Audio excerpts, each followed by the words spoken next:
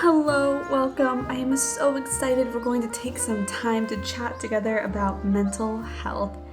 We're going to have a little relaxing self-care day today. To me, self-care is learning more about oneself because you are so important and amazingly complex and loved. So let's dig in literally.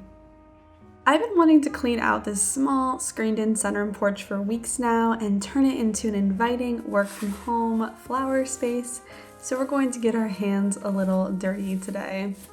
My friends, do you have a space in your mind or home that needs cleaning?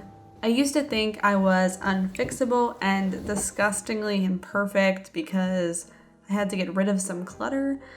Guess what? We take out trash almost every day because that's life. Your daily interactions in and outside of your control dictate your buildup and yes, requires you to put on the gloves, tie up the garbage, or break out the cleaning supplies. It's not about having the clutter and the trash, aka the complex emotions or the thoughts or the stressors in the first place. It's about being aware of the trash and how much exists. This little sunroom first was empty when I moved in, but as I broke down moving boxes and ordered things nonstop that I needed, this cute space became a holder of, well, trash. At the time, I needed to move everything there to create space for other projects. Guys, there may have been a time or season in your life where you had to uphold a certain emergency plan or have an unideal thought process or actions to get through something big. You may have had to protect yourself and store away emotions for a period of time. That's okay. Sometimes we need to prioritize, but as long as you know you're doing it in the first place. If left unresolved, two things can happen. The buildup becomes so extreme that you cause other problems, or like this sunroom, where you're placing those thoughts, anxieties, and emotions, or taking up space that, if clean, can be a beautiful place of retreat, new opportunities, and happiness.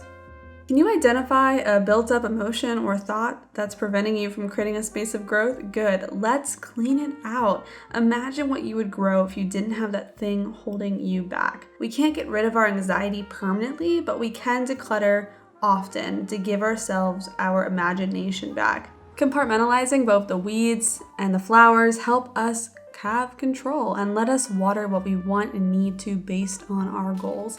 Ultimately, to separate thoughts from one another and most importantly from yourself. You are not your thoughts. What better place to start, of course, than with new potting soil, which are made specifically for flowers to grow.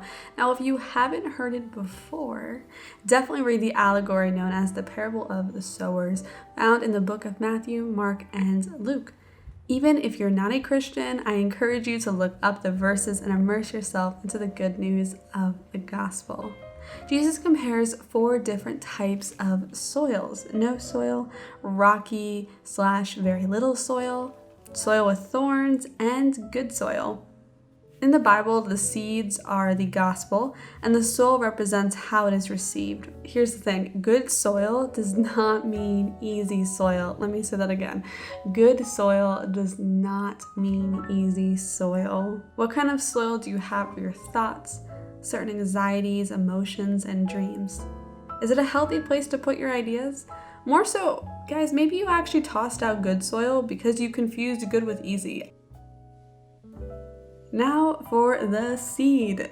Some seeds are unseen to the human eye due to being so small, but they hold a lot of beauty if they're germinated and cared for. They can fill a space of joy, nourishment, and provision. Oftentimes, we think the size of our opportunity or skill dictates the growth that we may have or what something can become. But guys, the seed is a perfect example that how big you are before starting something is less important than starting at all. However, the seed is a perfect example that how big you are before starting something is less important than starting at all. So begin. We all have micro seeds inside of us that are grown to the sun of our kindness, self-care, patience, and love. I also want to touch on, related to the seed, is a great introduction to intrusive thoughts. Like little seeds scattered in the brain, everyone has intrusive thoughts.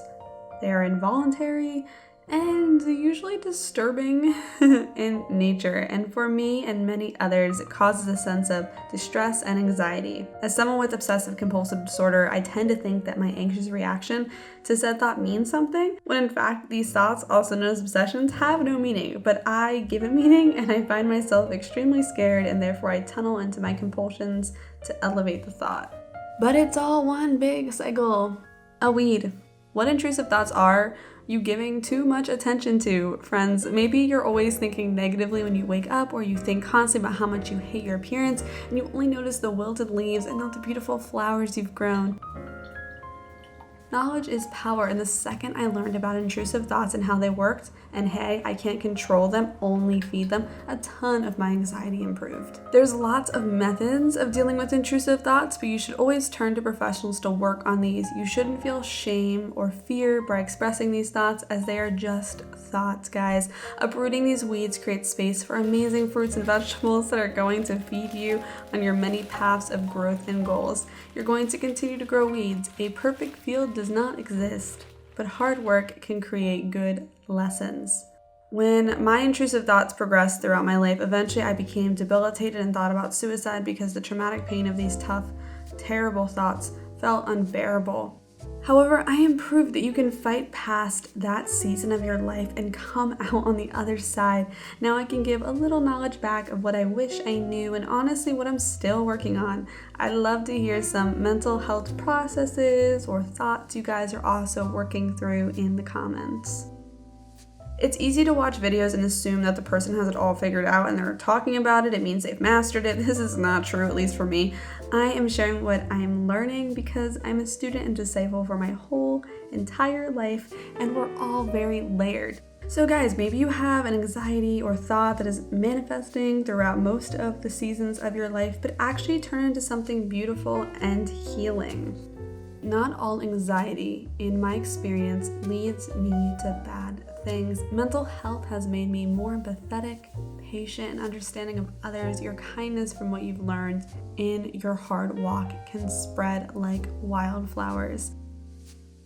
I think sometimes I believe being in a state of emotionless, feeling nothing is good or what quote unquote normal is. So when I'm a little tense or overly jittery, I assume that's a bad thing. But in reality, it's just a thing. One emotion always replaces the next. We're always existing with some sense of feeling or process.